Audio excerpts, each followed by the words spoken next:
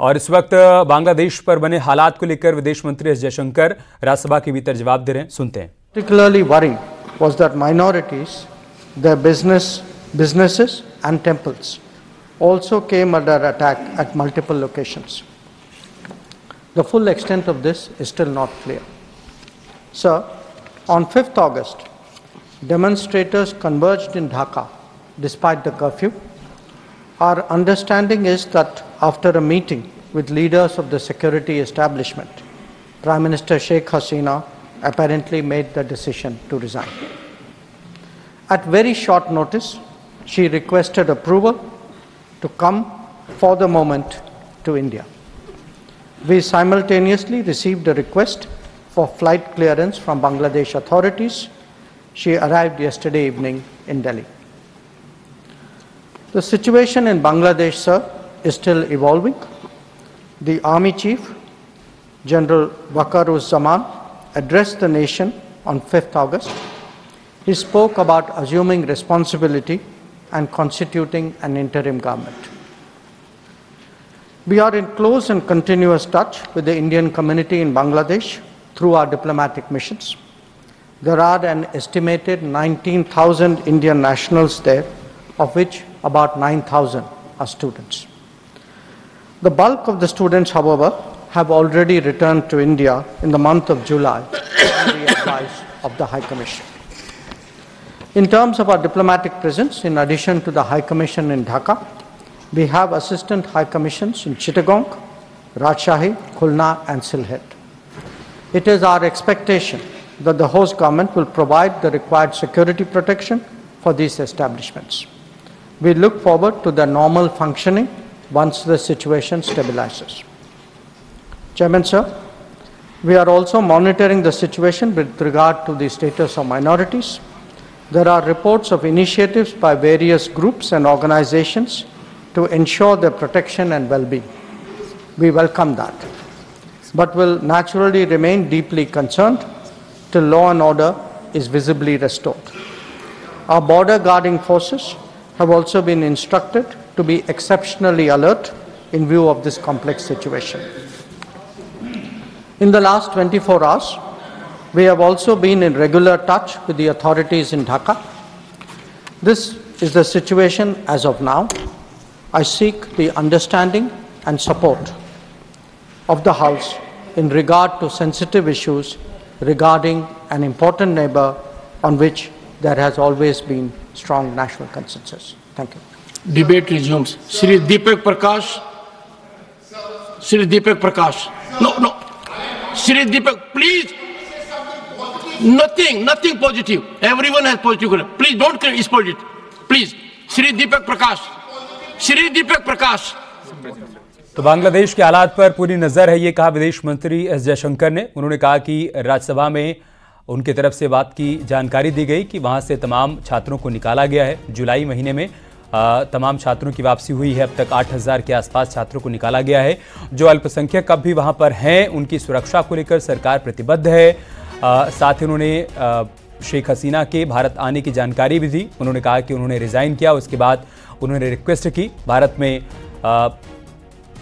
शरण लेने की और उनको अल्पकालिक शरण यहां पर दी गई। उनकी रिक्वेस्ट पर तुरंत उनको यहां पर अप्रूवल दिया गया, जिसके बाद कल शाम वो यहां पर पहुंची हैं। साथ ही साथ उन्होंने भी कहा कि वहां पर स्थिति नॉर्मल हो जाने तक हम पूरी स्थिति पर, पूरे हालात पर नज़र बनाए हुए हैं। जो अल्पसंख्यक वहां पर फंसे हुए हैं, उनके वहां से सुरक्षित निकालने के लिए भी तमाम कदम उठाए जा रहे हैं, उसकी कवायद भी चल रही है। इस बात की जानकारी विदेश मंत्री एस जयशंकर की तरफ से दी गई है। आर्मी चीफ ने अंतरिम सरकार की बात वहां पर की है। बांग्लादेश में मंदिर पर हमले हुए हैं, ये भी सरकार ने माना है। इस बात की जानकारी भी विदेश मंत्री की तरफ से दी गई है।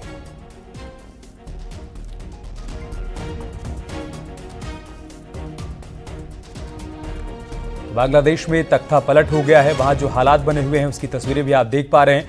लेकिन इन सब के बीच भारत सरकार की कोशिश और कवायद है कि जो अल्पसंख्यक वहां पर फंसे हुए हैं उनको सुरक्षित वापस भारत लाया जाए। और इसी कोशिश में अब तक तकरीबन 8,000 छात्रों को वापस भारत लाया गया है।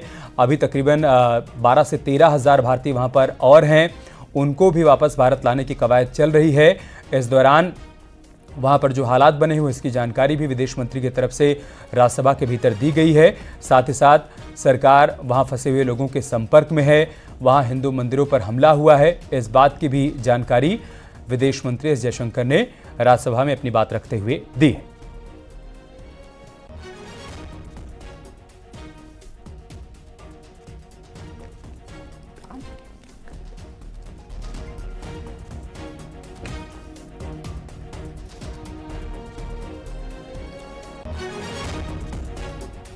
बांग्लादेश के हालात पर जानकारी साझा की गई। राज्यसभा के भीतर सदन को अवगत करवाया है विदेश मंत्री एस जयशंकर ने। उन्होंने बताया है कि कैसे शॉर्ट नोटिस पर शेख हसीना ने भारत में आने की रिक्वेस्ट की, जिसके बाद उनको अप्रूवल दिया गया और कल शाम वो यहाँ पर पहुंची हैं, दिल्ली में हैं, ये भी उन्होंने जानकारी दी। और साथ ही साथ ये भी कहा कि वहाँ जो हालात बने हुए हैं उस पर भारत सरकार की पूरी नज़र है। इसी क्रम में आज सर्वदलीय बैठक भी बुलाई गई।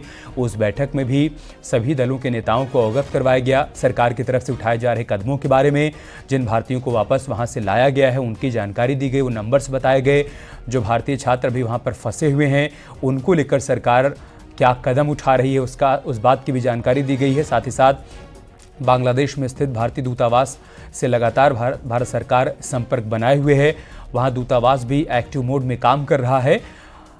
हर संभव मदद की कोशिश की जा रही है, जो भी भारतीय वहाँ पर फंसे हुए हैं उनको वापस भारत लाने की। और इन सब के बीच जो वहाँ हालात बने हुए हैं उसकी तस्वीरें भी आप देखिए, कैसे वहाँ उग्रवादियों ने और प्रदर्शनकारियों ने तोड़फोड़ की है, आगजनी की है, कई हिंदू मंदिरों को निशाना बनाया है। इस्कॉन टेम्पल में भी आग लगा दी गई, वहाँ मूर्तियों को तोड़ा गया है, क्षतिग्रस्त किया गया है। और इस बात को खुद विदेश मंत्री एस जयशंकर ने भी बताया है। उन्होंने माना है कि हाँ, वहाँ पर हिंदू मंदिरों पर हमला हुआ है, लेकिन पूरे हालात पर भारत सरकार की नज़र बनी हुई है।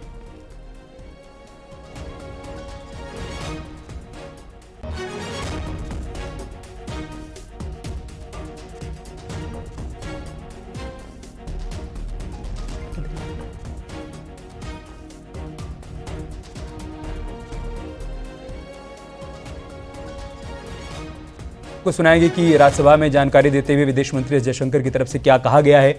जो बड़ी बातें हैं वो तो हम आपको बता ही रहे हैं। बांग्लादेश के हालात पर हमारी नज़र है, ये कहा एस जयशंकर ने। आर्मी चीफ ने अंतरिम सरकार की वहाँ पर बात की है, ये भी उनकी तरफ से बताया गया। बांग्लादेश में मंदिर पर हमले हुए, ये भी विदेश मंत्री ने बताया है। बांग्लादेश में जुलाई से हिंसा शुरू हुई और तभी से वहाँ फंसे हुए भारतीयों को निकालने की कोशिश की जा रही है।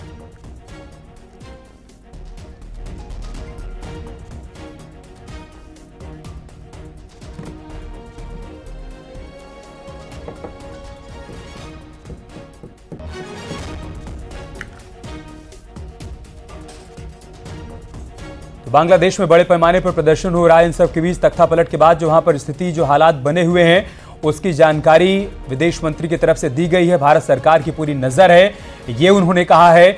हर भारतीय को सुरक्षित वापस लाया जाएगा, इस बात की प्रतिबद्धता भी उनकी तरफ से बताई और दर्शाई गई है। साथ ही साथ सर्वदलीय बैठक में भी सभी दलों के नेताओं को अवगत करवाया गया है सरकार की तरफ से उठाए जा रहे कदमों के बारे में।